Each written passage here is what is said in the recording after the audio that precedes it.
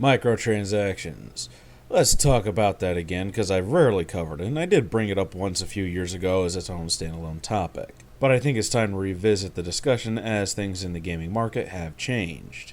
If you're playing a game for free and there's microtransactions in it, okay, I understand that. The developers gave you a game for free, and if you want to advance further, then they want you to pay to keep on advancing, or at least speed up that process. Games like Dungeon Keeper Mobile or Clash of Clans are probably the worst examples of this type of free-to-play. They purposely impede your progress to make you shell out cash to buy the premium currency so that you don't have to wait 24 hours for one block to be removed and out of your way. I can't stand this type of free-to-play game. There's no reason for it to be this way.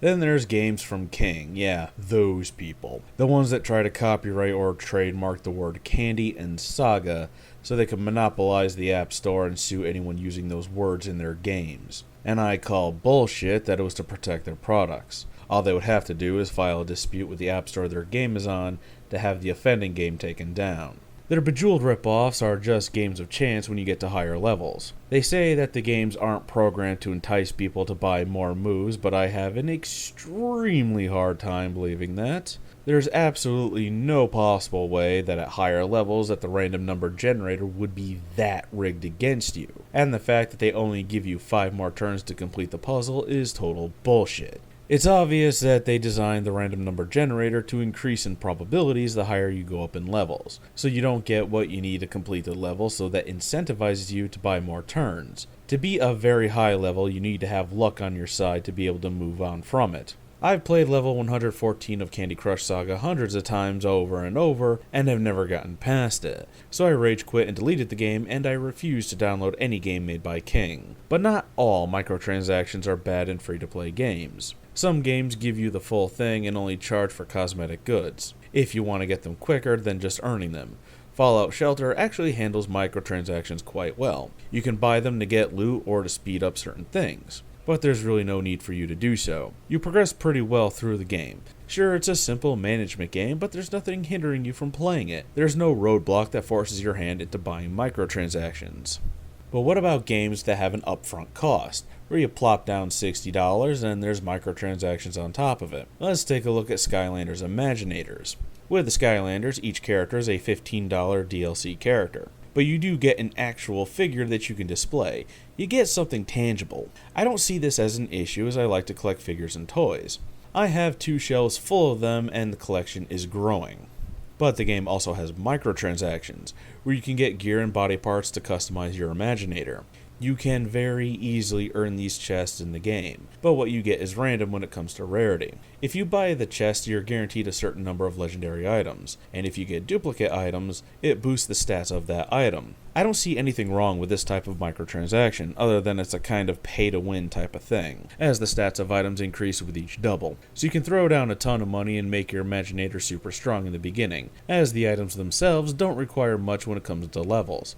Once I think you hit level 5, you can equip legendary items. While Skylanders isn't a competitive game, it just makes it easier to progress. But then there's what Activision did with Call of Duty Modern Warfare Remastered. Not only is it held hostage by needing to buy Infinite Warfare, not only is the practice of all content including downloadable content not part of the package like they usually do with remasters, but the DLC for the remastered map packs is more than the original cost. In 2008, the map packs were $10. But for 2017, the map packs are $15. And when you figure for inflation, they're charging you $3.45 more.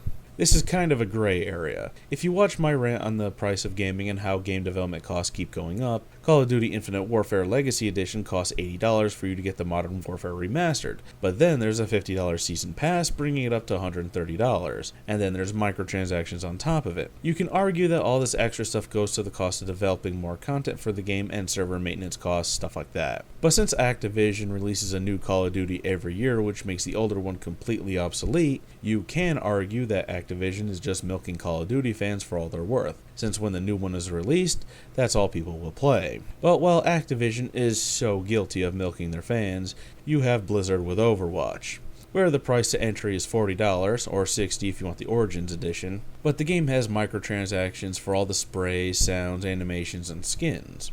You can earn loot boxes from playing the game, maybe getting one every 4 to 5 rounds, or you can pay for the loot boxes. Some people may hate the Overwatch loot box system, but I think it's actually a good way to handle microtransactions in a $60 title. First off, you're not paying a monthly fee for the server costs like you would World of Warcraft, so if you're buying microtransactions, some of that goes to the cost of server maintenance. Secondly, since the game has come out, we've been getting a good deal of content. New sprays, voice lines, skins, and new characters. All of this costs money to make. The devs aren't going to work for free. We've gotten 3 new maps, 3 new characters, and 5 events, and there's more on the way. And I'm hoping for Doomfist voiced by Terry Crews. Come on, Doomfist voiced by Terry Crews.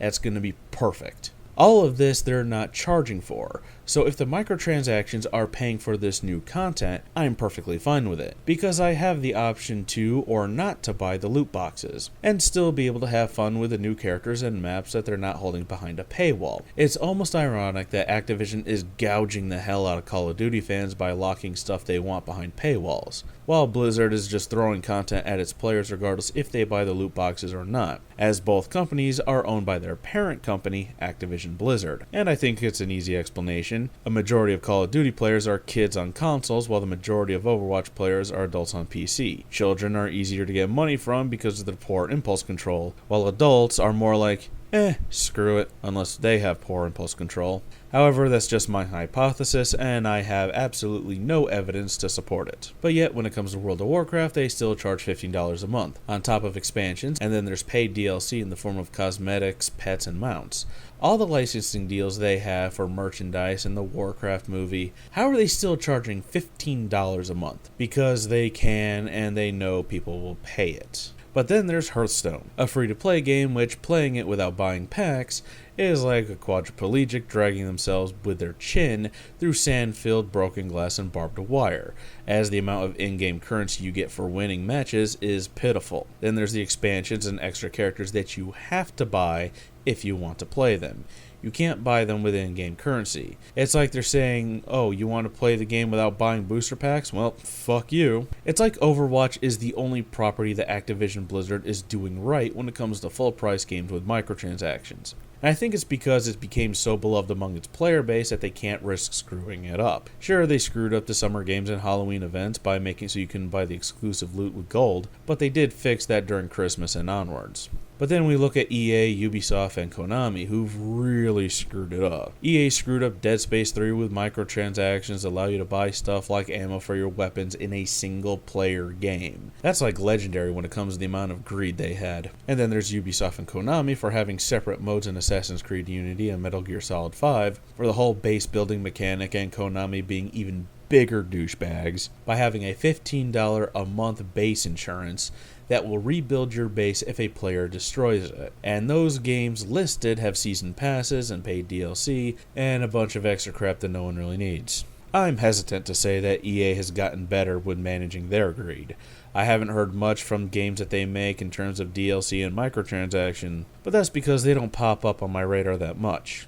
But I haven't heard many complaints when it comes to them and DLC or microtransactions, so I take no news as good news. But I think that microtransactions in full-price games can be done if they're done correctly. And like I mentioned earlier, Overwatch is the one game that I can think of that does it correctly, as since it launched last year we got 3 new maps, 3 new characters, 5 events which had different gameplay modes, and they're working on 6 new maps, 3 of which are going to be released this year. As long as the game is constantly being given free updates and content, I don't think it's an issue.